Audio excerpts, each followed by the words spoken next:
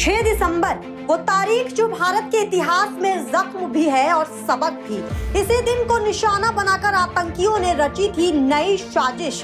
देश की राजधानी दिल्ली को दहलाने की तैयारी थी और निशाने पर था लाल किला, भारत की अस्मिता का प्रतीक। 10 नवंबर को जो कार धमाका हुआ वो दरअसल एक रिहर्सल थी, एक बड़े हमले की, जो 6 दिसंबर यानी बाबरी मस्जिद विध्वंस की बरसी पर किया जाना था।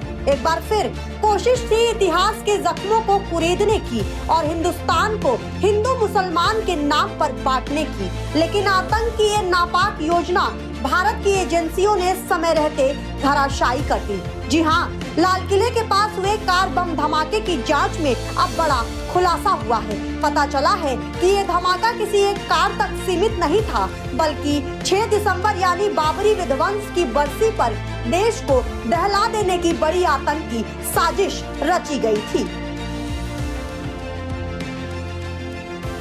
दिल्ली का लाल किला देश की पहचान, देश का गौरव, लेकिन इस ऐतिहासिक धरोहर के पास आतंक की परछाई मंडरा रही थी। 10 नवंबर की रात जब एक I-20 कार में विस्फोट हुआ तो लगा मामूली घटना है, लेकिन अब सामने आया है कि ये तो 6 दिसंबर के बड़े हमले का ट्रायल रन था। जांच एजेंसियों को आतंकी चैट्स, फंडिंग ट्रेल और लोकेशन कोड्स मिले हैं। इवेंट D6 और कुतुब प्लान जैसे शब्दों का इस्तेमाल साफ बताता है कि बाबरी विध्वंस की बरसी पर भारत को बांटने की साजिश रची जा रही थी। जांच में पता चला कि ये पूरा नेटवर्क जैश-ए-मोहम्मद के आतंकियों से जुड़ा है। फंडिंग पाकिस्तान से, मदद दिल्ली NCR के स्लीपर सेल से। लक्ष्य था बाबरी की बरसी पर देश की एकता पर हमला करना, लेकिन भारत की एजेंसियों ने उनका ख्वाब तोड़ दिया। NIA और दिल्ली पुलिस की ताबड़तोड़ छापेमारी में कई संदिग्ध गिरफ्तार हुए और देश को दहलाने की साजिश नाकाम कर दी गई। डॉक्टरों के आतंकी मॉड्यूल का खुलासा। विस्फोट की 5 फेज में की गई थी प्लानिंग। जैश गजवत-उल हिंद से जुड़ा आतंकी मॉड्यूल बनाना, विस्फोटक बनाने के लिए कच्चा माल खरीदना, IED बनाना और टारगेट की रेकी करना, मॉड्यूल के सदस्यों तक विस्फोटक पहुंचाना, 5 से 6 जगहों पर ब्लास्ट को अंजाम देना। जैश ने क्यों रची साजिश, अब चलिए इसका भी पर्दा उठा देते हैं। भारत ने 22 अप्रैल को हुए पहलगाम हमले के बाद 7 मई को पाकिस्तान में आतंकियों के खिलाफ ऑपरेशन सिंदूर चलाया था। बहावलपुर पर भारतीय हमले में मसूद के परिवार के 10 लोग मारे गए थे। इसके अलावा 4 सहयोगियों की भी मौत हुई थी। मरने वालों में मसूद की बड़ी बहन और उसका पति, मसूद का भतीजा और उसकी पत्नी, मसूद की एक भतीजी और उसके 5 बच्चे शामिल थे।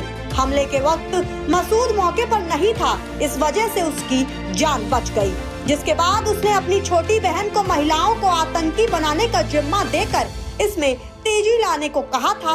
मसूद अजहर की बहन सादिया ने भारत में रहने वाली शाहीन को इस आतंकी संगठन जमात-अल-मोमिनात से जोड़ा और शाहीन ने जम्मू कश्मीर, उत्तर प्रदेश और दक्षिण भारत के कुछ इलाकों में ऑनलाइन नेटवर्क के जरिए लोगों को एक्टिव किया और social media platform, WhatsApp groups और कुछ मदरसों के नेटवर्क के जरिए इस ग्रुप की गतिविधियां फैलाई जा रही थी। इसका मकसद महिलाओं को धर्म के नाम पर बरगलाना और संगठन के लिए उन्हें इस्तेमाल करना था। खुफिया एजेंसियों के मुताबिक जैश के इस नए सर्कुलर में मक्का और मदीना की तस्वीरें लगाई गई ताकि इसे धार्मिक रंग दिया जा सके। पूरी तरह से तैयारी से पहले हो गया विस्फोट।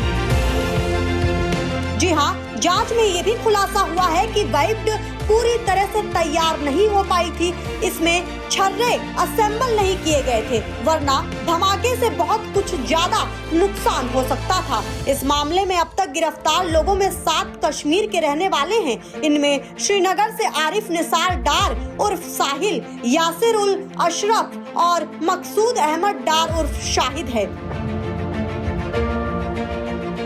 आतंकियों के 6 दिसंबर को भारत को तोड़ने का सपना एक बार फिर भारत की हकीकत ने तोड़ दिया। आतंकियों ने सोचा था कि बाबरी की बरसी पर देश को फिर जख्म देंगे, मगर अब नया भारत पुरानी पुराने जख्मों पर मरहम रखता है, डर नहीं खाता। लाल किले का तिरंगा आज भी आसमान छूता है, क्योंकि इस देश की मिट्टी में एकता की खुशबू है और आतंक का जवाब है ताकत, हिम्मत और इरादा। 6 दिसंबर की साजिश नाकाम हुई, क्योंकि भारत अब सिर्फ चेतावनी नहीं देता, भारत जवाब देता है।